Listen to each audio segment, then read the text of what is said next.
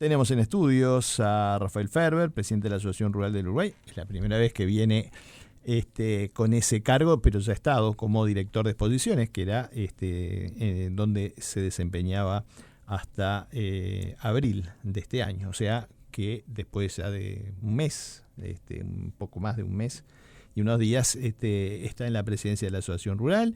Y bueno, vamos a tratar de ir rápido y aprovechar lo mejor posible el tiempo. En estos últimos días se conoció las reuniones que la Asociación Rural tuvo, tanto con las autoridades del Banco Central como con el Ministerio de Economía. ¿Qué tal, Rafael? Buenas noches, gracias por venir.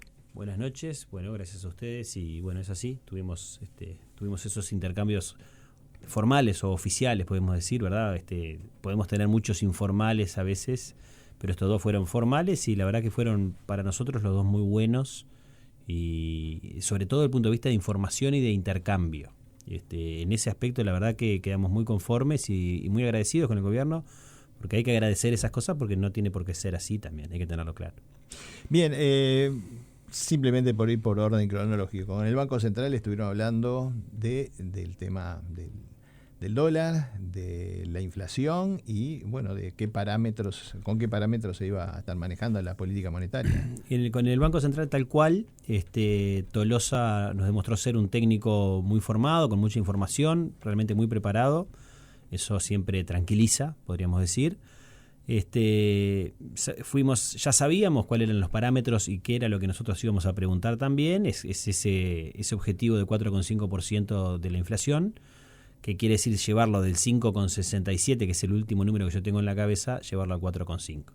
Ahí nosotros transmitimos que los sectores exportadores habían pagado lo que nosotros decimos con sangre para que se entienda esa baja, porque fue básicamente a fuerza de competitividad, perdiendo competitividad, enfriando la economía, es que se logró esa baja de inflación.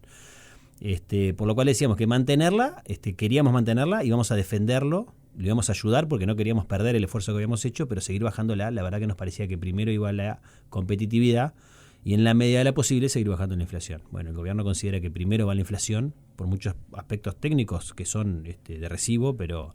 Algo así como siguiendo la línea de lo que se venía haciendo. Sí, exactamente.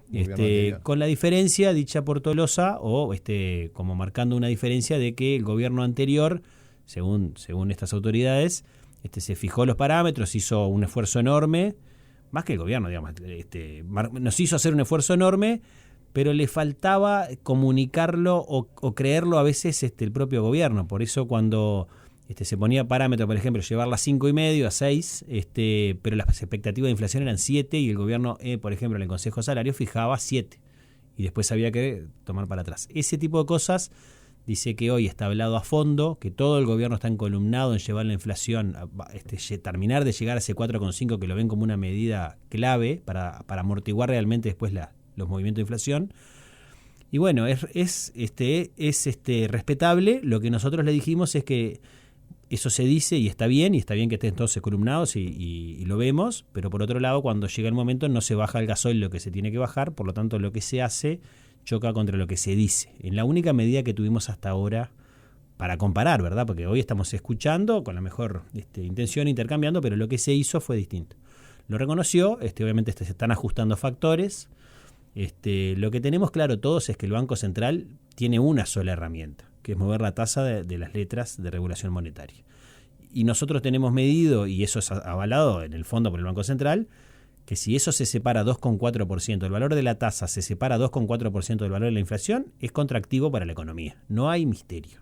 Si estuviera más cerca, está sacando pesos, digamos, está haciendo al revés, se nos cae acá la parte de producción. La infraestructura. Digamos, estaría haciendo al revés, cosa que no pedimos y no pretendemos es que ser favorecidos por el tipo de cambio. Entonces, en esos parámetros nos manejamos. Hoy estamos levemente contractivos, de 5,67 y la tasa está 9,25. Estamos contractivos, nada del otro mundo para lo que ha sido, pero estamos en esa línea y tenemos claro que por un tiempito esa va a ser la tónica, porque es lo que puede hacer él. Entonces, lo otro es toda una línea de trabajo. ¿Qué puede hacer? Con la tasa enfriar o mejorar la economía. Esa es la realidad. Y con el Ministerio de Economía, estuvieron hablando obviamente también de En este tema en particular, para como quien dice, enlazarlo, hablamos con Odone, nos confirmó lo mismo, nos dijo que la inflación hay que bajarla, hay que llevarla a ese parámetro. Nosotros le transmitimos exactamente lo mismo y nos dijo que bueno, que tenía pensado que se podía hacer en base a otras medidas de competitividad, que no esperaba que fuera solamente contra la tasa. Tenemos claro la situación, tenemos claro todos cómo funciona esto. O sea que iba a haber daño, pero que no iba a doler tanto. Y bueno, daño está viendo, competitividad estamos dejando en cada... Si esos mensajes los vemos todos y sobre todo los ve la gente que compra letras, que empieza a hacer algo que yo creo que es un cambio. Esto en algún momento lo hablamos con la BAT en el gobierno anterior. Hay un cambio de manera de manejarse cultural. La gente está empezando a ahorrar en letras. La gente se ha dado cuenta que es buen negocio ahorrar en letras, poner letra y ya saber que la tasa va a ser más que la inflación. Termina viendo mucha gente común, como quien dice en buenos términos, no son solamente fondos de inversión y cosas que antes se hablaba de eso, que venían fondos de afuera. Sí. No, termina viendo mucho ahorrista que analiza la situación y se da cuenta que el mejor negocio en Uruguay en los últimos años, hace muchos, es comprar letras. Y con respecto a los temas vinculados con el precio de los combustibles, también estuvieron hablando. Hablamos, bueno, el primer caso obviamente no es un tema puntual, pero tomaron nota como una medida, como algo para hablar en la interna del gobierno. Con Odone lo hablamos, Odone nos transmitió que bueno, se está estudiando una nueva precio de paridad de importación, que consideraban que tenía algunas falencias o flaquezas el anterior, y que bueno, había que estudiar uno nuevo, por eso se había bajado el que se dejó publicar. No es que no se vaya a volver a publicar, se va a publicar y se va a intentar ir en esa línea.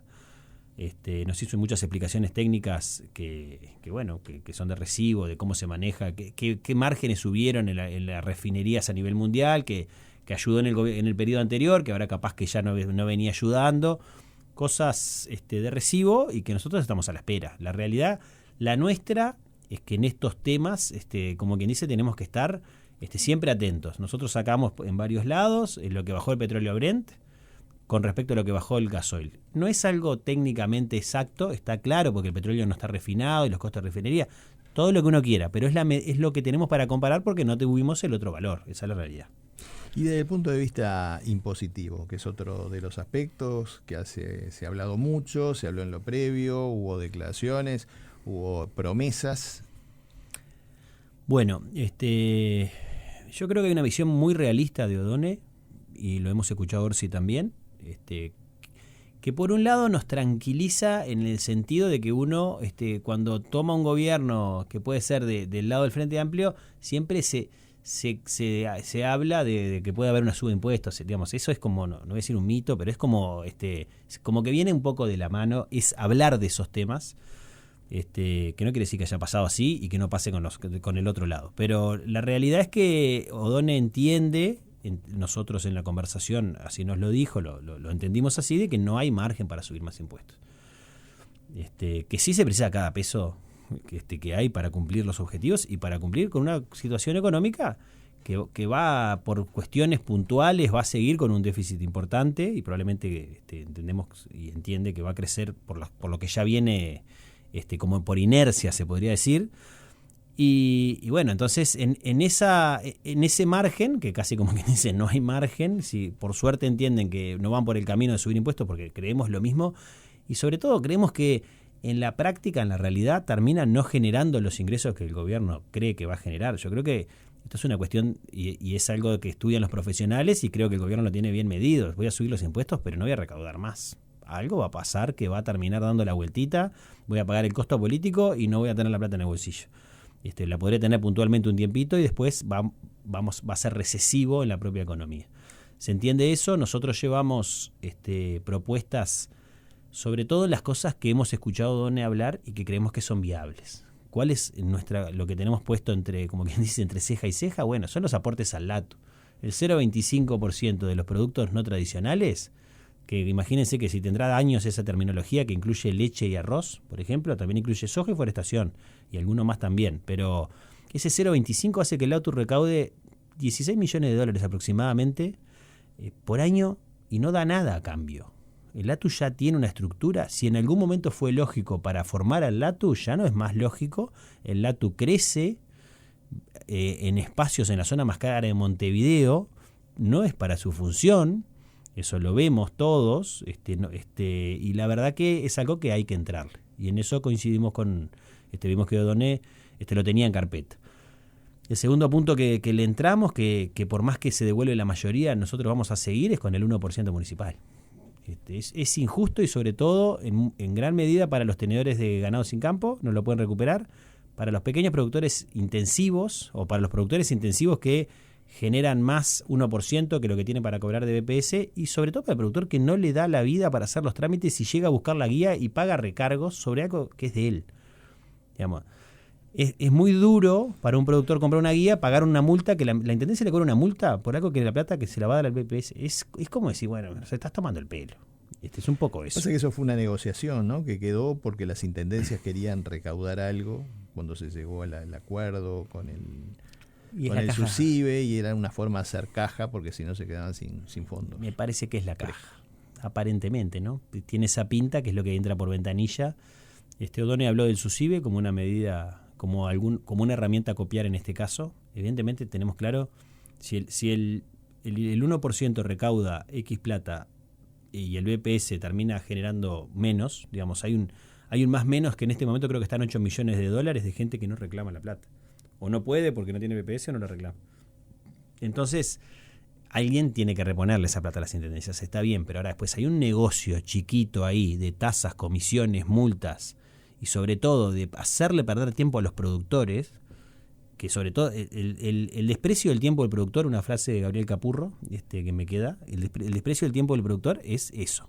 El 1% municipal en las intendencias, cada uno con su feudo, no son iguales los fictos. Hay intendencias que cobran más fictos que otras. Todas cosas, la verdad que ya hay que terminar de solucionarlo una vez por todas. ¿Y es bueno o es malo que Odone conozca bastante al sector o más a veces que otros ministros de Economía? No, es muy bueno. Primero que Odone no es del sector. Entonces lo que ha hecho es estudiar al sector. Lo que ha hecho es estudiar a la economía uruguaya y nos deja cosas que siempre, a ver, las primeras reuniones con ministros, cuando los gobiernos están armando, muchas veces son auspiciosas. Hay que tener claro que después la realidad termina siendo a veces cruel. Pero cosas como en el tema de empleados públicos y manejos de gente que entra en la administración pública, de él sale. Servicios ganaderos no lo podemos descuidar. Se nos va la vida del país en que Servicios Ganaderos cumpla su función. Bueno, es por lo menos decir, bueno, mirá. Sí, qué interesante. Todos los temas vinculados con la sanidad. Y bueno, los mercados, se nos cae todo atrás de los controles de servicios ganaderos. Entonces, que lo tenga claro, que sepa que es un área clave, que es un ministerio, nosotros decimos un ministerio dentro del ministerio, y que precisa tener personal calificado, capacitado y cobrando acorde a la función que cumple. Bueno, es muy importante. Usted tenía algo para preguntarle, Félix. Bueno, sí, uno de los temas del momento es el resurgimiento del negocio entre Minerva y Marfrig. Ahora incluye a la empresa india Alana, que se quedaría inmediatamente con el frigorífico Colonia, el de mayor escala de los tres que están en negociación. Justamente Aru mantuvo una reunión con representantes de esta empresa. Queríamos preguntarte, Rafael, ¿cuáles son las conclusiones? ¿Qué temas se hablaron allí? ¿Qué impresión te dejó? Bueno, primero que fue una reunión interna, privada, que nosotros básicamente la vamos a manejar de esa manera, en el sentido de que existió la reunión entre la Rural y Minerva y Alana al mismo tiempo, pero que vamos a llegar hasta ahí, la vamos a dejar en el ámbito privado. Uh-huh. Pero mantenés la postura que habías comentado de oposición, o sea, de asociación rural, se opone a este negocio también, así como al anterior. Sí, sin duda. Te diría, a ver, no es por la reunión, uh-huh. Voy a explicar cómo llegamos a la misma situación. Nosotros acá tenemos una medida de concentración que se tomó, que es teórica, que es por algún tipo de parámetro internacional, pero que hay más parámetros internacionales que lo hemos escuchado del 40%. Si se llega al 40% de concentración, como si 39,9 no fuera y 40,1 fuera, obviamente es una cuestión de sentido común. Primero que los parámetros que tomamos acá son sobre lo que se faena. Minerva ya hoy tiene más del 50%, cuando si agregara 2 plantas, pasa el 50% de la faena. Ya podría faenar el 50%. En el 24, que es con lo que Minerva dice que cambió con respecto a los estudios que hizo la Comisión de la Competencia, no llegó a esos parámetros porque cerró BPU. ¿Por qué cerró BPU? Para negociar con el sindicato, que el sindicato es cierto que tenía unos parámetros de sueldos en BPU por arriba, 30% por arriba de la media de las más industrias, todo lo que vos quieras, pero lo cerró, entonces no faenó. Lo cerró BPU, hizo su modelo de negocios en BPU y habrá hecho la cuenta cuando compró BPU que lo iba a cerrar y se iba el costo mayoritario de esa negociación con el sindicato lo iba a pagar el Estado uruguayo. Porque el seguro de paro extendido es la clave de todo esto. Sin seguro de paro extendido, esto no se podía hacer como se hizo. Entonces, se hace un modelo de negocios sabiendo que se van a bajar los sueldos, porque hay una herramienta que es seguro de paro extendido que le asegura a la industria, que manda a todo el mundo el seguro de paro y hasta que no se termina de concretar en las condiciones que quieren, que les parecen viables, no abren. Y fue lo que pasó. FOICA, como tuvo con esta misma empresa en el frigorífico Canelones hace muchos años la misma experiencia y le llevó un año, Minerva le dijo, pues fue por más de un año si no me equivoco, hasta que no hagas esto no abro, y FOICA le llevó un año, esta vez dijo, bueno, no podemos estar un año porque la gente cobra el 65% del sueldo, la gente realmente precisa trabajar, el seguro de paro extendido hay que entenderlo como una medida que a la población, al empleado no está cómodo, el empleado de frigorífico. Y así sale la medida. Entonces, en el 24, todos los datos distorsionados, no se puede usar el 24. Ya en el 25, en lo que va de faena el 25, si con solamente 2 plantas dejamos afuera a Colonia, Minerva cae dentro de los parámetros de concentración. Y si uno toma y agarra, hace una simple cuenta y suma el potencial de cada planta, el 50% para afuera. Lo que nosotros decimos es, bueno, a ver, tenemos una empresa que maneja la faena de una forma que no es el potencial de faena de su capacidad. Usamos mucho el ejemplo de San Jacinto y la familia Urgal cuando lo compra. La familia Urgal tenía el 7% cuando faenaba en el Pando, compró el San Jacinto, pasó al 15%. Digamos, compró un frigorífico y su negocio es faenar. Nosotros vemos acá, y la verdad que lo estudiamos y terminamos de convencernos, que Minerva quiere llegar a un control del precio del ganado.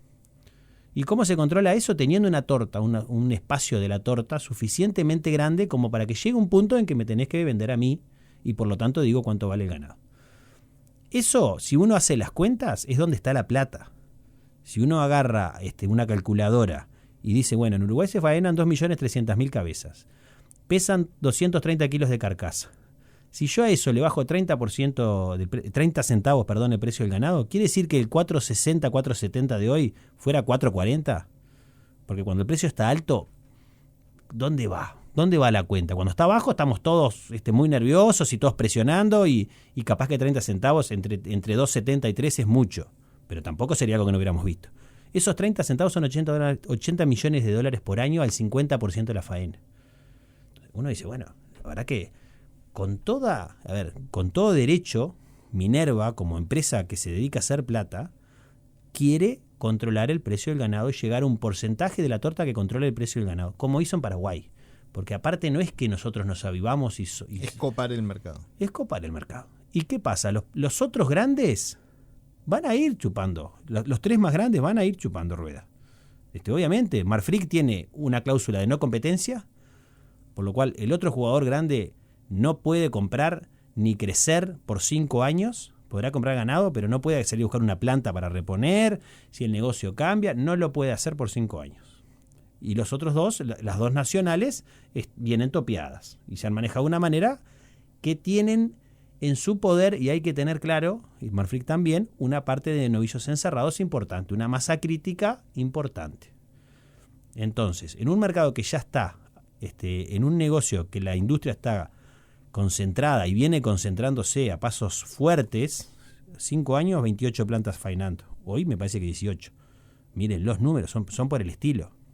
Con 4 jugadores que tienen el 70%, y si ese jugador se dedica realmente en un periodo a matar, esto se va muy arriba, la situación empieza a perder salubridad. Pero es evidente. Y después hay algo que tenemos que tener claro, que es polémico y me hago cargo, es que acá tenemos 2 empresas nacionales, uruguayas, que sabemos que van a los mercados y su negocio es vender la carne lo más cara posible y siempre van a hacer eso. A mí siempre voy a tener la duda, no digo que lo hagan, pero siempre me va a quedar que un día una empresa extranjera puede decir, che, a mí me conviene más vender la carne de Brasil en estas condiciones y aguantarme un poquito de la de Uruguay que la voy a hacer por acá. No sé si el negocio de esos tipos de monstruos internacionales termina siendo hacer que la carne uruguaya sea el mejor valor. Uno supone que sí. Ahora, no es tan claro cómo se manejan esas multinacionales en el momento de vender la carne. Entonces, está bien que estén, han funcionado muy bien las 2 que están hoy, que estamos hablando, que son Marfrig y Minerva, pero no les podemos dar la industria de nuestro mejor producto y de lo que hace funcionar a Uruguay en un porcentaje que ya tenemos claro, que cuando falta se nota realmente. A veces cuando está funcionando puede pasar entre muchos rubros. Ahora, cuando falta nos dimos cuenta. No nos queda prácticamente tiempo. Se llevó a cabo la actividad La Industria Responde, que se hizo en las instalaciones de la Rural del Prado. Y allí se generaron muchos temas, pero estuvo de vuelta allí el tema de la exportación en pie y de lo que significaba aquella ley del año 95 y lo que es hoy. Por ejemplo, en las puertas de vaivén. ¿La industria debería poder traer ganado para faenar aquí? Tiene que superar muchas cosas sanitarias. No está claro eso. Primero, la industria trae carne. En bolsitas, miren que comemos carne brasilera buena, carne paraguaya buena, no toda, pero el vaivén de alguna manera funciona. Porque acá la carne llega y después ellos se exportan. Digamos, no hay medidas por ese lado. En la otra parte es un tema muy delicado, porque para empezar hemos escuchado cosas que al final te das cuenta que es como un poquito a veces querer embarrar la cancha. Voy a traer vacas preñadas para que el ternero nazca y la vaca va para el abasto y el ternero va a nacer en Uruguay. Bueno, está. ¿Y en qué categoría de brucelosis viene esa vaca? Y contame, entonces la trae un productor, no la trae la industria.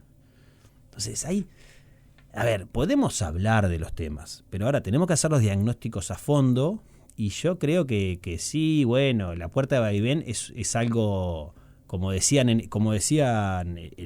tú decías en esta jornada, que era una idea en su momento porque se vendían solo vacas. Ha cambiado mucho el mundo. Mirá si va a venir carne brasilera en ese momento. Entonces también, si pones todo arriba de la mesa, sabemos que esta herramienta que quisieran tener los industriales es difícil. El problema de los industriales es que se le va a hacer novillo formado. Y yo creo que es un problema de todos. Es un problema serio. Lo que pasa es que por suerte los industriales, me hago cargo de lo que digo, en algún momento se hacía mucha presión para limitar la salida del ganado en pie, y en una categoría que era todavía más lejos de la faena, pero se hacía mucha presión, entendieron que si cada vez que se hizo presión, se termina afectando la cantidad de terneros. Y si uno agarra las gráficas, cuando está el mito de la encajonada de los permisos de Tabará Guerra, hay que decirlo, lamento tener que traer el nombre, pero bueno, del 2010-2011, si no me equivoco, y no cambió nada. Lo único que hicimos fue bajar el precio del ganado. La faena siguió en lo mismo. Entonces, acá hay un problema serio. Nuestra industria llega a 2.300.000, paga 12% de arancel de promedio y se nos caen los precios.